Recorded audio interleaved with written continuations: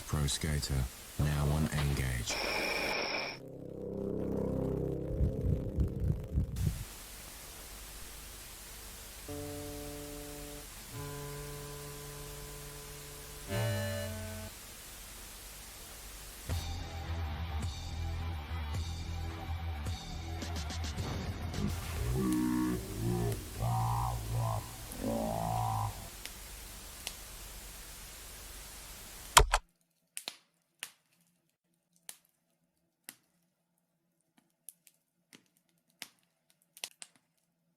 The year is 1987. The day, December 25th. Christmas Day. You haven't slept. It's 5 a.m. and your parents don't have work, but they're getting up early just for you. It's still dark as you head downstairs. The windows rattle in the early morning breeze and your toes are frigid on the hardwood floor. Your dinosaur pattern pajamas offer little protection against the December chill. A strange plastic rectangle lurks under a tree, waiting for you. Death is on the wind. Super Mario Bros. Is a Nintendo-published platform game for the Nintendo Entertainment System. Many more titles would follow in this series. Video games aren't the same nowadays as they were then. A brand new medium brimming with unanswered promise. And of all the games that exist, this is the big one. For an entire generation, this is the first, and potentially the only video game they would ever play. You know Mario. I know Mario. First name, Mario. Second name, also Mario. Sports enthusiast, MMA champion, Chris Pratt. It's me, Mario. We know Mario. But we didn't have to, necessarily. World 1-1 opens with a pleasing jingle. We see a wide blue expanse, largely absent of decoration, save for a scattering of clouds and bushes that, when you look closely, look suspiciously similar to one another. The top of the screen is a bizarre clutter of words and numbers that mean absolutely nothing to you. Heading down the screen, a tiny red man stands in front of a green pixel mound. He's waiting for you. Scan lines run up and down the fishbowl screen, and in the corner, where the glare of the rising sun is just catching on the surface, you can see the reflection of the room behind you. Your parents watch on in silence as they too are waiting for you.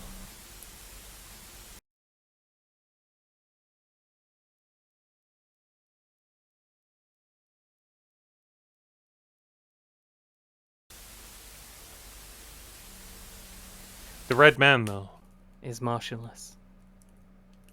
You have a suite of options. Pressing one of the brightly coloured buttons on your controller will cause the man, Mario they call him, to bounce tens of feet into the air with a pleasing whoop. The other button appears to do nothing. Holding the direction pad to the left will cause him to move, but not for very long. It's a fruitless endeavour. Holding to the right, however, causes the screen to move along with him, and you feel like you're making progress.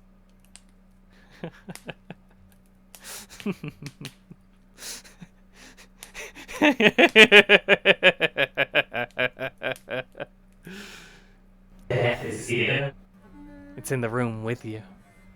You heard it rattling at the windows earlier, but now the world is calm and still, for it's already inside. As far as your tiny, underdeveloped brain has been able to process, everything was going swimmingly. You were in control of the situation. The red man does as you ask him. The notion that you have been the architect of your own demise could not have even registered. Little did you know as you were playing your silly games, frolicking, jumping, this weird mushroom motherfucker was creeping on from the other end of the screen. You never even saw him coming. Oh, if you did, you never even registered him as a threat. And as the screen cuts, you see yourself and your family, reflected now in a black mirror. Mario is no more. Death was waiting for you. Maybe I should speed up once I actually get to the bottom of all things. Really, the first time that I actually decided to do the no save state run, I actually did it on my first try, and now I can do it for shit. Well, this is life, and this is death by getting your ass eaten on the spot, like flies in a pork of sausage. I kind of like dying in video games as a concept. If we're watching a movie, we can tell a situation is dangerous by how the characters on screen react to it. And failing that, we can tabulate the amount of bullets and explosions being fired at any given time, and run the math on that to get a rough estimate. In a game, though, you know it's fucking trouble, because you've just seen the last 5 times Max Payne dived through that exact window and got Alex James Murphy'd by the entire Mafia. So when on the 6th try, he miraculously escapes death, you know, it's a little bit more meaningful. I like the struggle, because I think it makes the final beautiful, canonical event where you didn't just give up and load an earlier save because you took too much damage in that first room, and who even has to deal with that? It makes it mean so much more. It does make you think, though.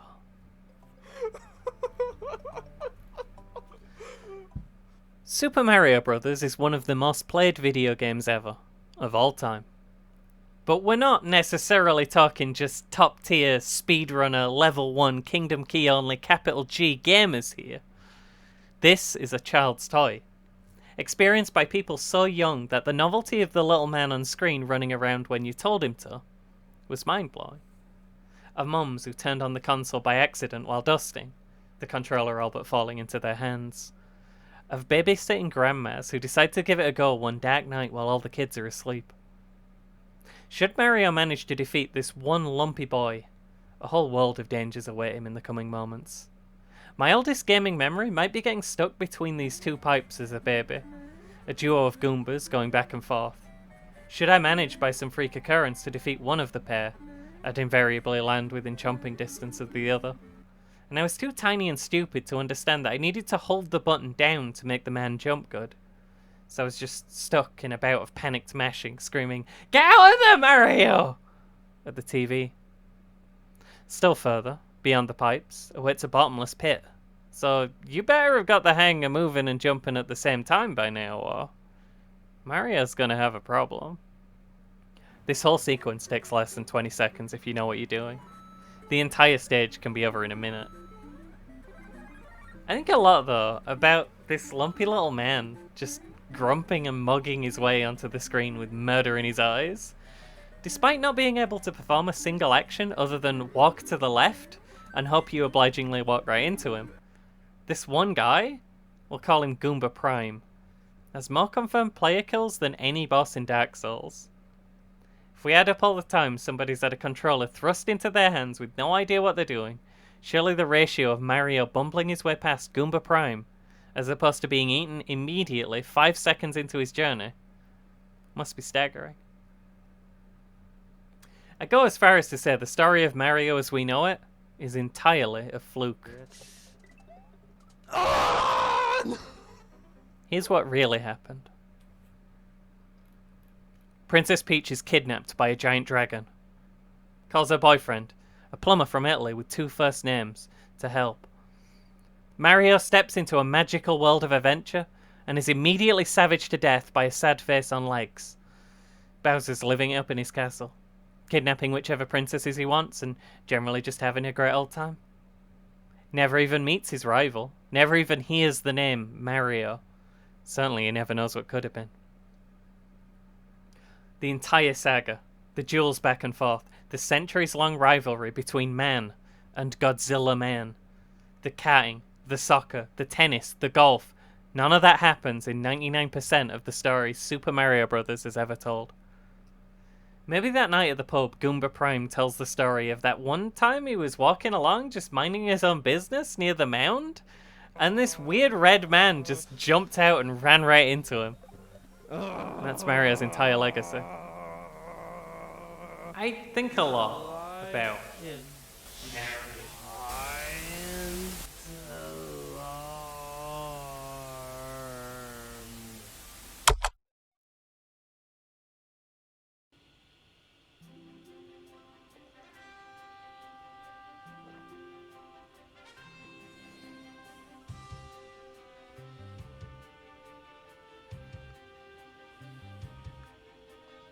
Would you like an explanation about the crystal fragments and the job ability system? Yeah, why not? Let's talk about the crystal The fragments fragments and of the job and shattered ability crystals systems. are imbued with the power of legendary warriors. We did briefly touch on jobs and what they might do for you last time, but there's a little more to it than that, as this helpful duck is wont to describe. Firstly, I just want to say, don't panic. I know we're here in a dark room with a talking goose and we're getting a whole lot of information about systems and mechanics, and speaking from experience, this type of tutorial where the game basically just takes the controller out of your hand and says, "No, watch me do it," is something I find both difficult to follow and interminably boring. We're going to be asked to make big decisions soon, but this is fine. We're fine right now. Okay? The jobs are a big deal in FF5. And if you don't know anything else, you probably know that. Jobs determine what stuff you can do and what items you can hold. Pretty sure we went through that. But jobs can also be mixed and matched between, as well as having to be leveled up entirely separately with their own special job currency called JP, job points. The stuff can be beaten out of wolves, same as XP, but generally in much lower quantities. Leveling up a job will either unlock a new ability, or make one of its existing abilities transferable between jobs. Leveling a white mage once and then switching to knight, as this helpful help file is showing us, will allow our knight to cast basic healing magic. I think it's natural as a player to assume this is a horrible combo, as the two things don't seem particularly compatible, but putting magic on a non-mage class will give them a solid boost to their behind-the-scenes intelligence stat. There can be other reasons it's a bad idea, it's just not necessarily a bad idea. This class-based RPG structure is a fun idea. It's a cool system. They did it before, sort of, in FF3, but this is the culmination of a good idea they had years before and left to germinate for a while. The FF5 class system lets you hop between classes at will, bolting whatever weird moves you want onto whatever weird class you want as you go. It's a game of wacky experimentation, and I love it. But a lot of people naturally find being offered a big seeming decision like this early on in a game to be worrying and stressful. So I want to do my best to dispel those fears before you pick up a guide and ruin everything for yourself. There are a lot of RPGs with job systems out there, and almost all of them are worse games than Final Fantasy V. I think bad experiences with things like getting 20 hours into a game before realizing, oops, you were leveling entirely the wrong thing, and because you didn't correctly guess what number the devs were thinking of, you're basically stuck grinding for another turn, have done permanent damage to the collective gamer psyche. Grinding in general seems like a big focus in a lot of games in this sort of weird subgenre, for some reason. Grinding in RPGs is a thing I can barely be bothered with at the best of times, and something I'll suffer through grudgingly for a really cool game, but it's never something I consider fun.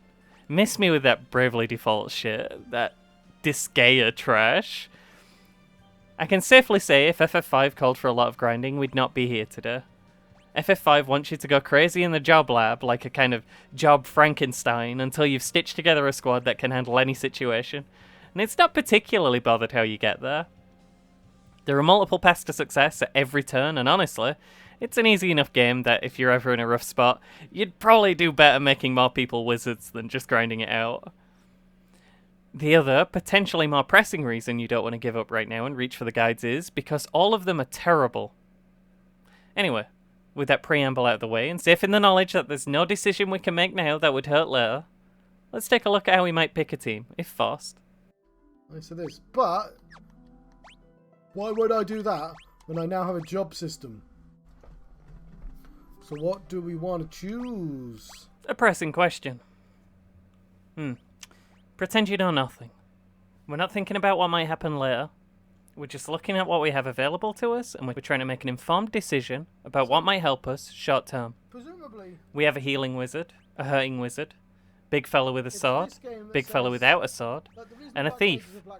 There's also a blue mage over there in the corner, but he's kind of weird. We probably want a black mage, especially if we've played FF games before. But even if not, they're the coolest sprite, and a wizard seems like a handy guy to have on side. We're also going to bring the cleric, because they're the only healer. We're looking tough now, but we're also looking frail, so let's bring in a knight to cover for the nerds at the back. And then the last slot goes to a monk for extra muscle, maybe blue mage, see what he does, and because he's kind of knight adjacent if you squint. He has a sword. Or maybe we just throw in the thief for thief utility. right, we're gonna want. The squad we've just assembled is top tier and will carry us all the way through the first world, even if you never open this menu again. I'll tell you what, Congratulations. you can laugh, the white On top of this, there's never going to be any penalty for swapping job other than having to spend time to re-equip them with gear. And if we keep finding at least some of the chests on our journey, we'll be swimming in enough stuff that the optimize button can probably handle that on its own for the most part. We're not going for like a speed run here or nothing. We're not going to win any Gamer of the Year awards. Maybe we'll even want to stop and blow up some wolves for ammo money or experience points here and there. But we're not going to hit a brick wall and have to stop. We're not going to be gated out of content by a tragic lack of precognition. Get out there, cycle through jobs like a maniac, have a good time. Just, if you're not playing the Pixel Remaster version, remember to save your game. Let's see what everyone went with, shall we? 'Cause I like what it does to her hair. Huh. I did genuinely write that bit before I looked. I seem to have failed to predict everyone's choices. Deliver a strong kick. Monk buys. For this series, I looked at 24 runs that I could find publicly available. There's way more out there, but I'm already starting to take sanity damage from this project, so we'll leave them be for now. Out of those, 3 made weird choices, so we'll put those aside for now. This is a mix of blind and non-blind playthroughs, some of them just stream VODs, some of them trying to make an informative, tutorial-y series, all mixed together. None of these runs doubled up on any classes. 19 of these 21 runs picked Knight, and overwhelmingly that Knight was our boy Bats. 14 out of 19. There were 17 white mages, and that's almost always Lena. Otherwise it's probably Galuf. 16 thieves got picked, and that's generally Ferris. The other 3 jobs got a similar spread and kind of went wherever. We like Knight because he's simple and makes sense. We like White Mage because she heals Knight.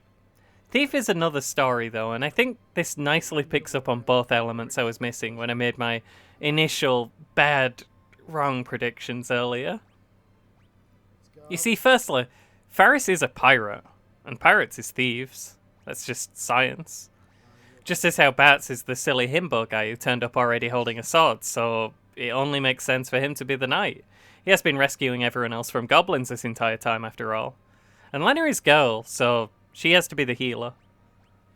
The other thing is that a lot of people bothered to look at the numbers, digging into the matrix code behind the scenes to inform their decisions. Now, most of a character's stats will always come from their job, but when they're all unemployed, you can see the minor number differences between them. Bats has the biggest strength and the lowest think. Only by a couple of points, but it's there. Galuf has the highest stamina and therefore the most HP, and he was slightly disproportionately picked as a monk as a result. Faris is quick, so thief, and Lena's the best at magic. It's the same number to do exploding and, unexploding spells, but when you factor into the equation that she's also girl, you're going to see a lot of white mage. I think to some extent the funny little costumes did make a difference too, which I approve of wholeheartedly. Please pick based on the funny outfit first and the numbers later, is my advice. Oh my god, look at Reyna as a monk. It doesn't really make sense to have Lena be a monk based on all the data we've just correlated, but she gets to be one as often as Bats due to looking cool as heck in a monk dress. I'm gonna be honest. PlayStation Man over here very nearly picked Blue Mage Galuf because he thought he kinda looked like SpongeBob SquarePants' enigmatic old buddy Mermaid Man, and yeah, kinda. Galuf might have to be the knight. The weird ones I skipped earlier were 2 counts of people making the whole squad a Blue Mage for convenience later, figuring if they could quickly set it up so anyone could learn Blue Mage spells right off the bat, life would be easier. Honestly, I wouldn't worry about that myself, as we'll get Beastmaster fairly soon, and some of the spells require a little finesse to get anyone hit by them regardless. And one lady I think just forgot to equip any jobs at all. Okay. Speaking of no jobs at all, I started my own run, so I guess I'll throw my own dumbass into the ring this time. I was doing a fiesta, which we'll get to. So I couldn't use any jobs until after the Fire Shrine.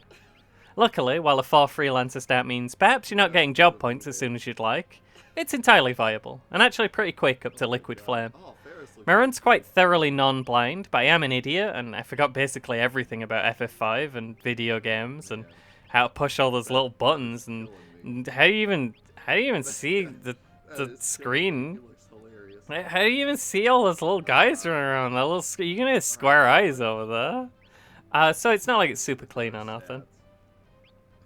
Interestingly, if you want to make the rarest possible team from all the silly data I've collected, you want to do White Mage Bats, Knight Lena, Thief Galuf, and Monk Ferris. And to round out this section, what team would I have picked? Had I not been limited in my options to just the one option that is actually no option at all? And although I don't know. thieves usually 4 suck, Black Mages? I kind of want 3 black mages in a night out of cowardice? So maybe Ferris. I like to go fast, and I like to be able to smash rods, okay? I gotta stress though, the only bad choice you can make here is like a whole pack of thieves. And I think if that's what you're doing, you know you're being silly and you deserve to have a rough Garula. Or you're fiestering and rolled bad. Which we'll get to. Maybe Galuf can be the knight. I also have to point out that in all of these runs that were live streamed and picked up any kind of audience, at least one goober would show up and just gush about how cool Monk is. And is there like a guide out there or something that everyone but me read and it's just pro-Monk propaganda? Or do you all just love that one dude in FF4? This is a different game, you know. This is a different Monk. Monkey's great at this point, to be fair, but by like the water crystal, you want to put him away safely in his dumpster and never let him out again because he's trash and the dumpster is where trash goes. You get certain abilities that when you go to other jobs, you can transfer those abilities over if you want to. But you can only transfer one ability over from all the other jobs. That's why I would, like, in the previous version, I would get Sprint from Thief, and then I would just transfer Sprint over, and then like nobody would be a thief. Alright, well, neat. Now, where do we go? It has been 80 minutes and we're finally leaving the Wind Shrine. In our defense, we did already cover most of Tool. Speaking of which, that's where we should head next.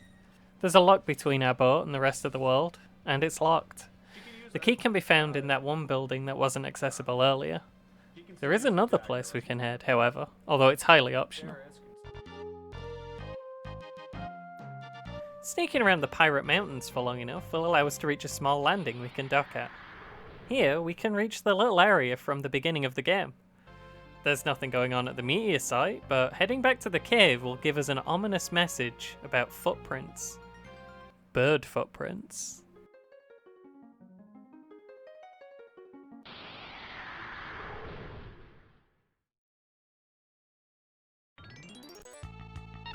Some of the playthroughs did think to do this, but I couldn't remember which and I couldn't find the footage when I was scanning through them, so I recorded this myself. I thought it'd be a funny joke to bring bums back, but it was absolutely not worth it. The fight fade in and fade out bits take forever in this version, and the random encounter rate is so high.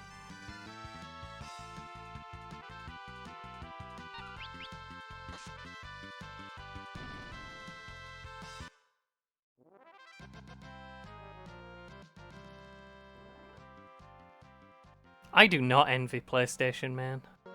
Once we're back through that horrible gauntlet of random encounters every 2 or 3 steps, or after returning to the pirate hideout on a non-horrible version of the game, we're now free to wander the area unmolested, having, as we do, the pirate captain on our side. There are 2 rooms here that are worth looking at, and the sleeping pirates who previously blocked them have mercifully shifted. This sneaky little corner skull will unlock the first. A fun little treasure room that contains basic, but handy adventuring supplies.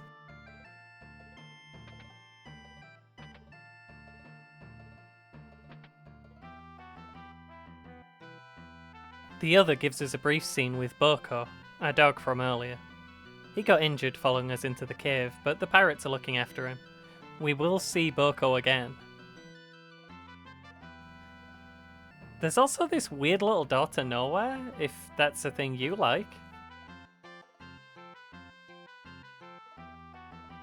Magic and stuff, so I think I need to probably, I'm thinking I need to either check this place out or go to the canal to the east. I went to the canal. Meanwhile, over in Tool, good news everyone, Zock's in!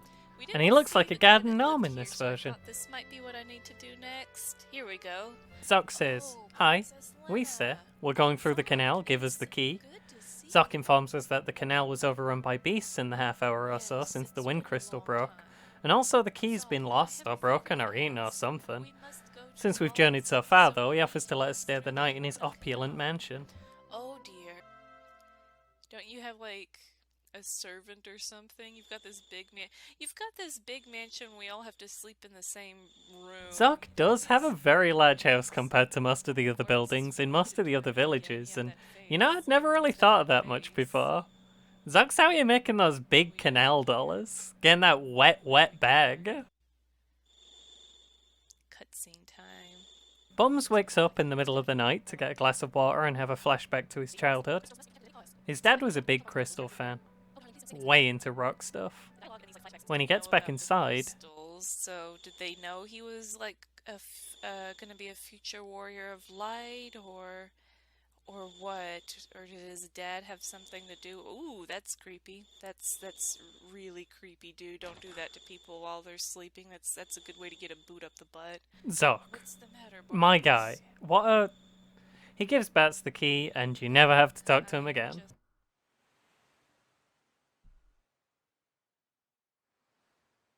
Lena, what's wrong? The wind crystal has shattered.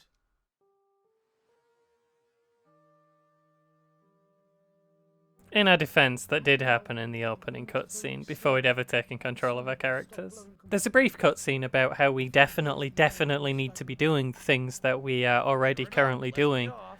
And then... Alright, I don't know where we're supposed to go.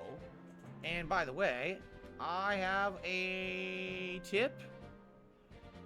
An anonymous user tipped me $1.50. He says, how is Final Fantasy V going so far? The game brings back a lot of nostalgia. I played it on PC. What are your memories of the game, and what do you expect of the remaster? Will you be doing the bonus dungeons? First of all, I'm not aware there are bonus dungeons, because I only played the original. I've never, played any version with a bonus dungeon. The GBA version does have an absolutely horrible bonus dungeon. I've never bothered to even try it myself, but maybe I should. For the series and all. For the content. They carried that over into the iOS and Steam versions, but removed it along with the rest of the GBA extra content in the Pixel remaster. I'm personally torn on this. On the one hand, the new jobs and the new dungeon were all really bad, but on the other hand, I paid for Final Fantasy V and you put slightly less Final Fantasy V in my hand. There are a few other little bits that could be considered bonus dungeons too, though. Actually, huge chunks of World 3 are entirely optional.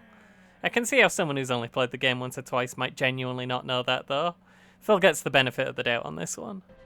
Now, what are my expectations and memories of the game? I mean, there's some epic parts of the playthrough. The thing is, I've never played this for an audience before, so I don't really want to spoil some of the things that I think will be epic. I'll just say Battle of the Big Bridge, and probably there's this one epic fight that's really tough. I don't remember what it is, though. I really don't want to spoil, so I'm not going to go too far there. This certified video game expert who's such a big fan that he even owns the mythical Butts edition of FF5, stating that his favourite parts are the one song off the OST that everyone really likes, and that one boss who's really epic and tough, is a little more suspect.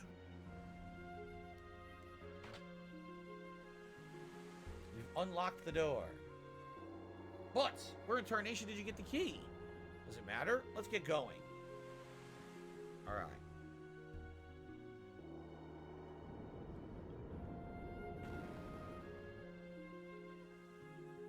The left side of the cam's overlay is off? Is it? It's so small now that I can't even see it. Are you thinking I didn't make it bigger? That's too big. See? The problem is once the camera gets to the edge like this, I can't really... It's too small and I can't see it. And it won't auto-adjust because it's going to snap to the edge of the screen. Hold on. It's not going to matter if it changes every single time I do the game. Yeah, you're right. It is totally... Why did I click back into Phil's run? What made me think it was safe? Yeah, I won't do it right.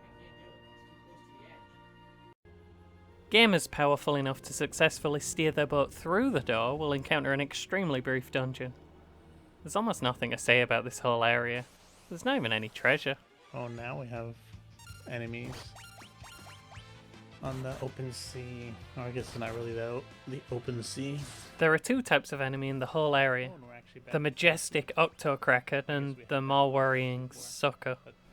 Neither of them do a whole lot. For whatever reason, the enemies in this area can only attack women. They'll go for Lena and Faris and then just skip turn until you murder them.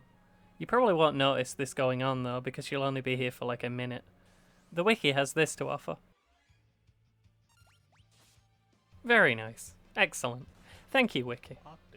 For those interested, I'm absolutely not using the wiki for actual useful information, and you shouldn't either. Everything about Final Fantasy V on the internet is either highly version specific or an outright lie. Even I lie to you, frequently. Last time I said Black Mage spread damage was worked out FF2 style when it's actually just halved. It's actually the white mage whose spread spells suffer worst. I also made fun of a boy for saying Wing Raptor's breath attack dealt percentage-based damage when it does. It's a flat percentage of max health, just like he said. Absolutely criminal. I shouldn't be allowed.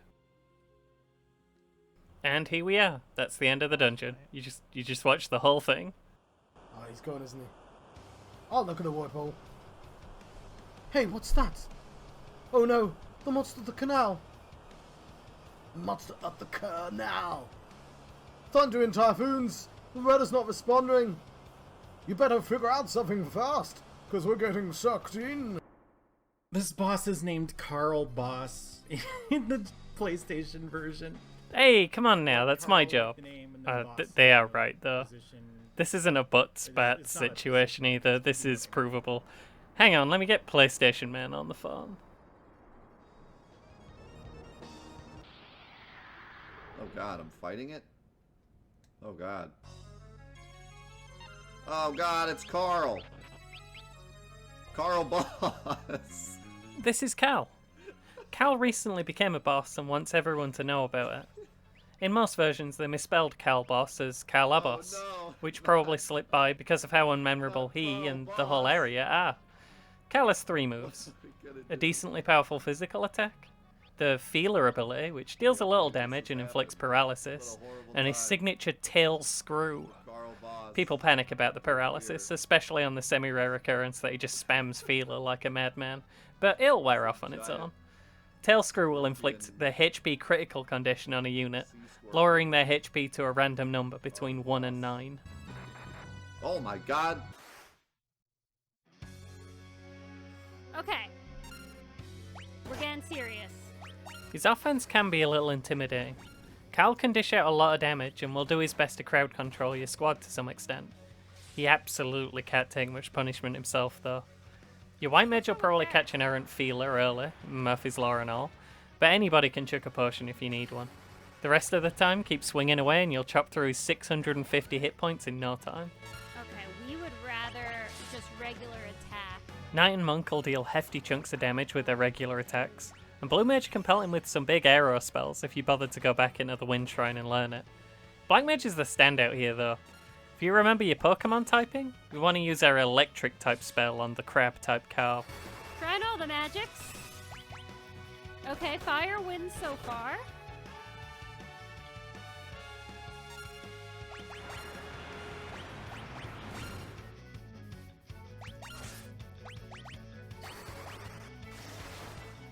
Oh, thunder wins.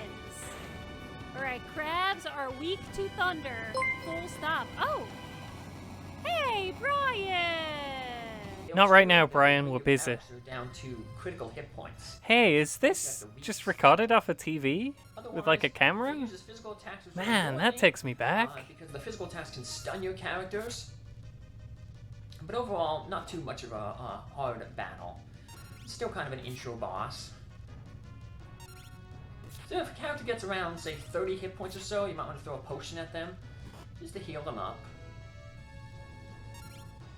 So, otherwise you're just smacking it around. Oh, that seems so cool looking.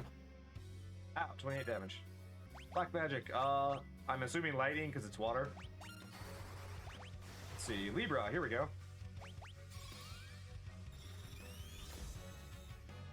Level 5. Okay. Vulnerable to lighting, there you go. Oh my gosh. Would you stop picking on... What the... Seriously? Oh my gosh. While he's quite capable of bullying a single character into unconsciousness, I didn't actually find any footage of anyone losing to Karl, which is kind of wild considering Proximity's tragic time against Wing Raptor. I'm pretty sure I've seen Loon run in there at extreme low level and get soundly booped one time though. Loon's a rather prominent Fiesta player, which we'll get to. Oh, another appealer? Ah! All around paralysis is bad. Too bad Lenno's fucking OP. Look at that thunder damage. Even though it should be called lightning bolt or something like that. There he is. Oh, there's Loon. Ah, it's 4 monks. This isn't even fair on Karl.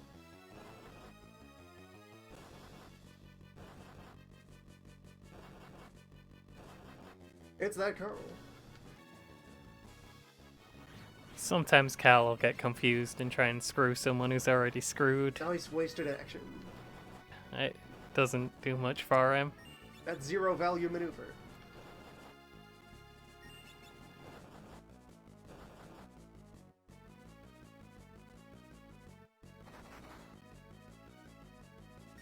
It's fine. Yep, okay, cool. Sounds good to me. I just wanted to look at the weird high definition suckers from the iOS/Steam version for a sec. It's full of brains. Alright, next boss, Karl. No. Probably weak to thunder, right? Yeah. Blue and Kilo, buddy, if you watch this, why does your game look like this? What did you do? That's fine. Don't need to heal yet. Nice to see the mage is considerably more powerful than anyone else. Not bad. So focus is okay, but it only makes his first attack do tons of damage, not his second attack. This is the same version and it looks... That's pretty unfun. Yo, who's this One joker? person and move to the back row to not get exploded.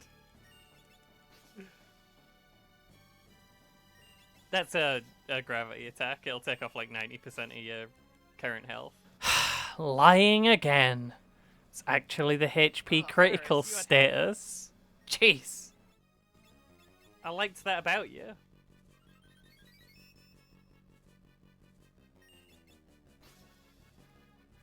I noticed Lena was doing 2 points less damage than everyone else, is why she gets to be on the back row.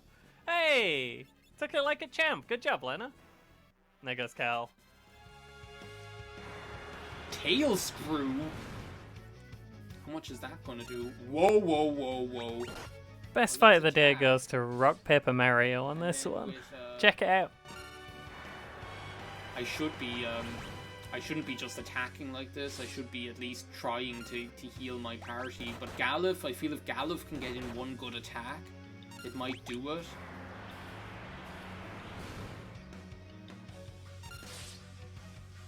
This actually looks a lot closer than it is.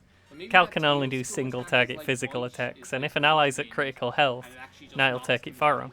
As long as he's not stunned. There we go. It wasn't pretty, but we've done it. I need to like up my finesse with these battles here. I feel like I'm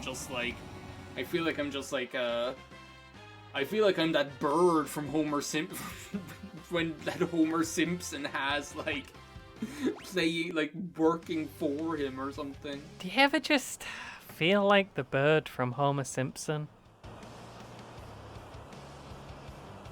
Sildra, no! Sildra, you stupid horse! I guess the guy we beat wasn't really him. Oh, Sea Dragon. Oh, that's Sildra. Sildra! I'm sure she's okay. She's a fighter and you know it. Sildra. Let me go. Unhand me. Sildra.